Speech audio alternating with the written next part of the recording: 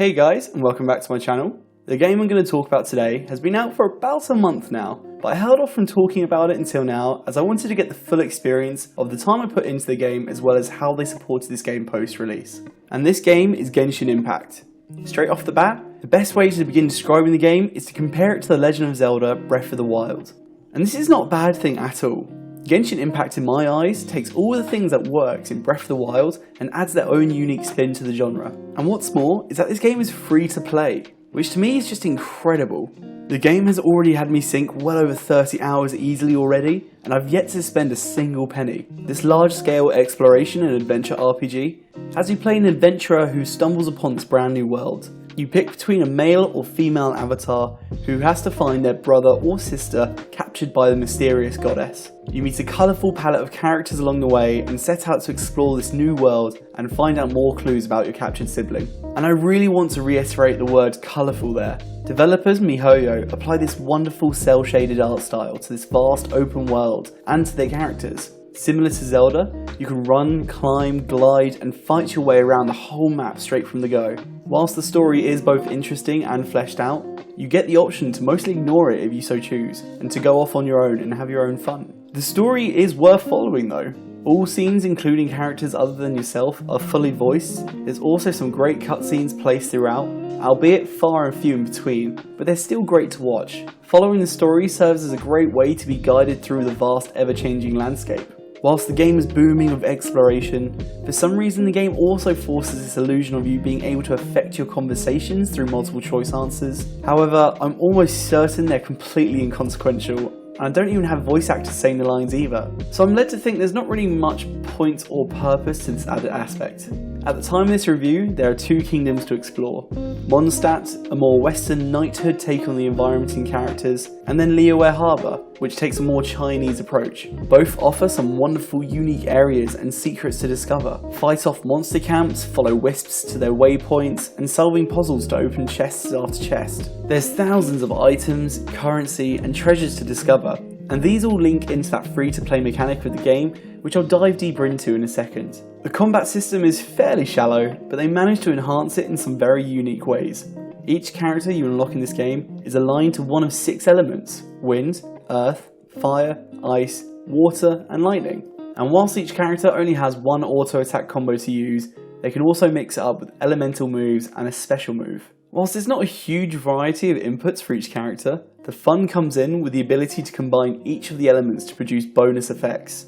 Ice onto fire becomes a melt bonus, water onto ice becomes freeze, earth onto lightning becomes crystallization. There's loads of these combinations, and the fun of the fighting mechanics comes into planning your party of 4 to see what fun fighting combinations you can make. Swapping between your party members is seamless with almost no cooldown time, which makes for some really fun and unique combos.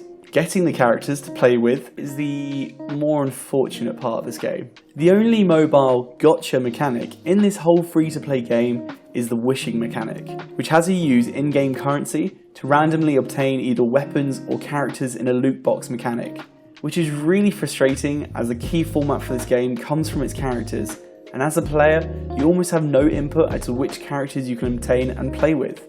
It's complete RNG based, and you can even obtain characters you've already unlocked.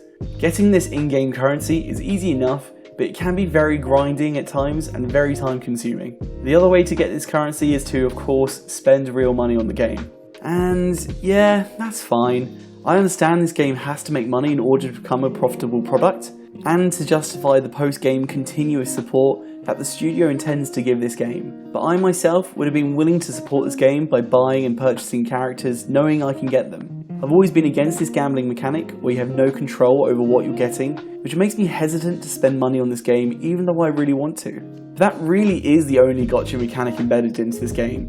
Level progression can be slow if you're just farming experience off monsters, but quest rewards give you plenty of materials which allow you to craft and level up your characters quicker than farming.